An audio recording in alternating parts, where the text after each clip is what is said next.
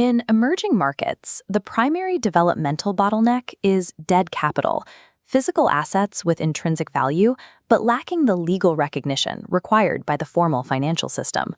In Jamaica, this inefficiency is exceptionally severe. Roughly 40% of all land parcels on the island lack a registered title. That equates to approximately 350,000 discrete parcels of land, with an aggregate value in excess of 200 billion Jamaican dollars. Because property rights here are frequently governed by informal or generational agreements, rather than state-guaranteed registries, the original landowners cannot effectively monetize this land. Without a formal title, a property cannot be utilized as collateral to underwrite mortgages or secure business loans through the commercial banking sector. Consequently, the buyer pool for unregistered land is strictly limited to cash purchasers willing to absorb the legal risk. This restricted market forces the land to trade at a massive 50% to 75% discount compared to titled properties, presenting a highly lucrative macroeconomic arbitrage opportunity for corporate entities. The business model used to capture this arbitrage operates under several names globally, including titling for equity or land formalization joint ventures. It relies on the strategic acquisition of or partnership on these deeply discounted unregistered properties. The corporate enterprise acts as the mechanism of formalization. It funds the rigorous legal frameworks, specialized surveying, and statutory tariffs required to push the asset through the legal system and secure a state-guaranteed title. This process transitions the asset from an illiquid common law deed, passed down informally, into a highly liquid financial instrument recognized by major financial institutions like those operating in Kingston's financial district. Executing this strategy requires scaling operations from the micro level, acquiring an initial 1-acre plot with minimal capital, into the complex statutory frameworks necessary to build a $100 million institutional enterprise. To reach that scale, a firm must master the mechanics of the Registration of Titles Act. This act is the primary Jamaican legislation governing the issuance and state guarantee of land titles. Just as importantly, the enterprise must shift its focus from predatory land acquisitions to structured, equitable partnerships that benefit the original landowners. To outline the financial mechanics, we begin by simulating the acquisition of a single 1-acre plot of unregistered land. We assume this target property has an intrinsic formal market value of 10 million Jamaican dollars. Because it lacks a title and is unbankable, we apply the standard informal market discount of 75%. This animated balance sheet tracks the capital required to secure the initial common law deed. When we add the flat stamp duty, the transfer tax, and the standard 3% legal conveyancing fees, the initial capital outlay to acquire the unregistered property totals $2.58 million. Once the common law deed is secured, the enterprise initiates the first registration process.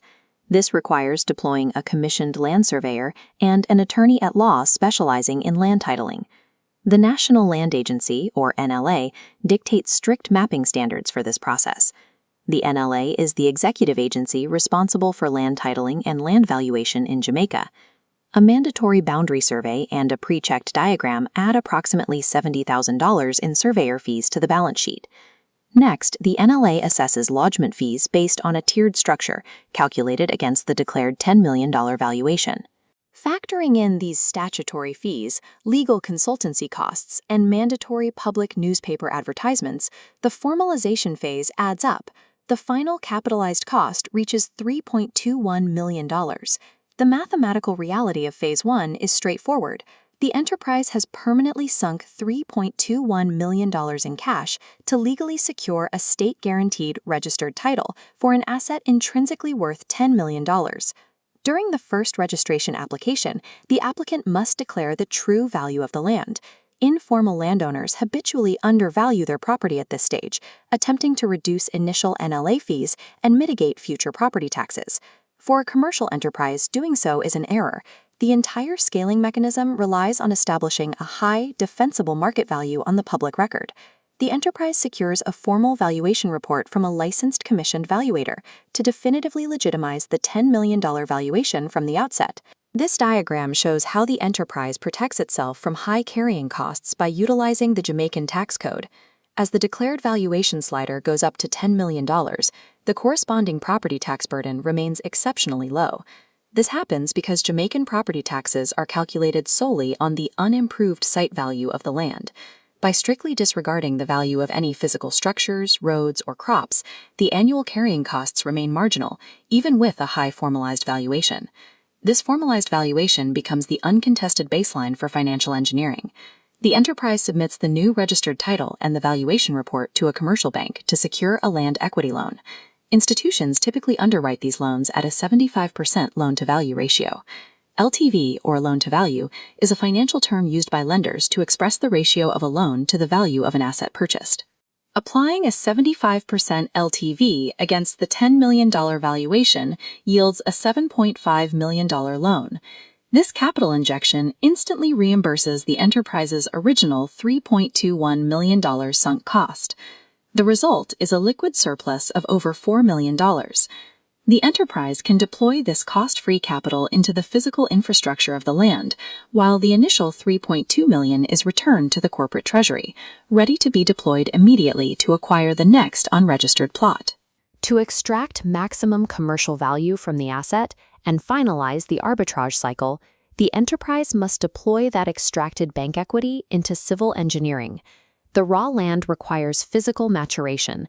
This involves heavy machinery for brush clearing and grading, alongside extending water mains to connect to the National Water Commission and installing utility poles for the Jamaica Public Service electrical grid. A critical cost-saving tactic for rural subdivisions is avoiding the prohibitive expense of asphalt paving. Instead, the developer constructs compacted marl or crush-and-run base aggregate roads, which provide high durability and drainage at a fraction of the cost. The enterprise must also navigate municipal approvals. To bypass severe bureaucracy, the strategy limits subdivisions to micro-developments of 9 lots or fewer. This avoids protracted environmental assessments imposed by the National Environment and Planning Agency, or NEPA. NEPA is the primary government body responsible for environmental protection and spatial planning in Jamaica. This waterfall chart details the final financial culmination of the micro-simulation. The 1-acre plot is subdivided into 4 fully titled, cleared, and utility-serviced quarter-acre lots. Selling these individual lots yields a projected gross exit value of $18 million. By successfully driving the asset through legal formalization and physical maturation, an initial $3.2 million sunk investment yields a return on invested capital exceeding 300% across a 3 to 4 year operational cycle. Generating a $100 million institutional real estate enterprise requires moving beyond the micro-mathematics of a single acre. The enterprise must scale its ambitions to acquire and formalize 10-acre or 50-acre parcels simultaneously. However, scaling exposes a massive legal trap. In Jamaica, large tracts of unregistered property are frequently categorized as family land. Passed down informally over generations, this creates a deeply complex web of undocumented fractional ownership involving dozens of descendants across the island and the diaspora. Attempting to purchase this land outright carries immense optical and legal risks.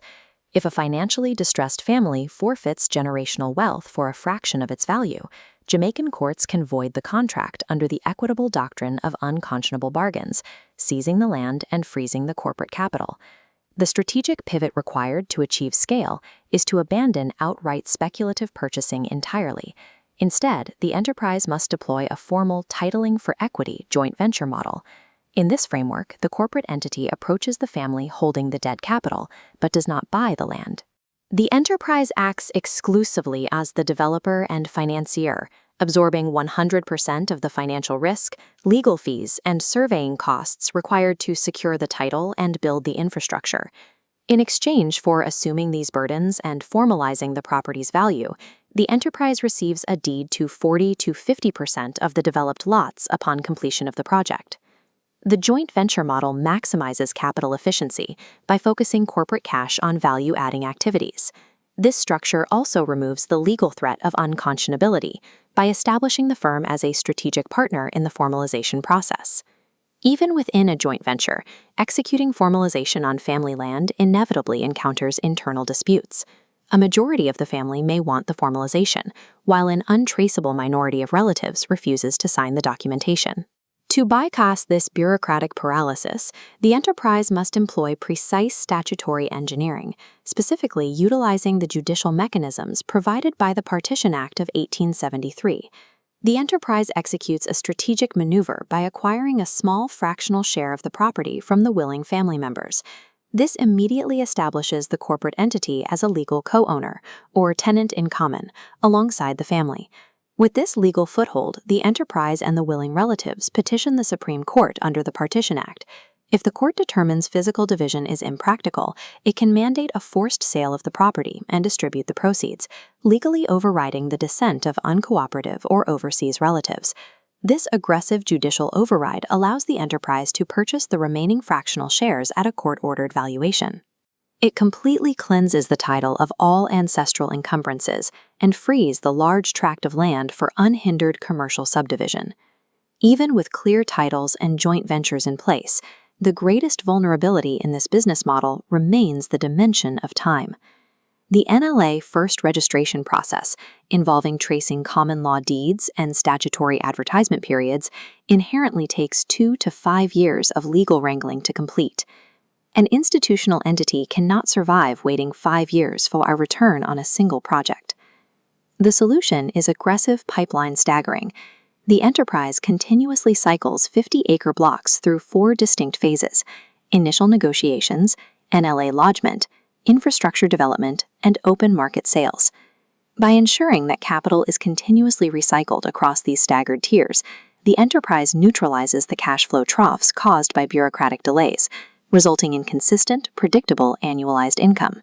Finally, an astute enterprise aligns its acquisition pipeline with the Jamaican government's Systematic Land Registration Program, or SLR. The SLR is a state initiative that advances the legal and surveying costs to formalize land in designated adjudication areas.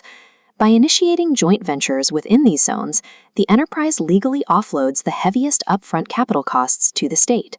Executed with precision, this operational blueprint ensures the enterprise doesn't rely on passive speculation. It generates immense corporate wealth by performing a vital economic service, systematically dragging generational dead capital into the modern financial system and maturing it into highly liquid, tradable equity.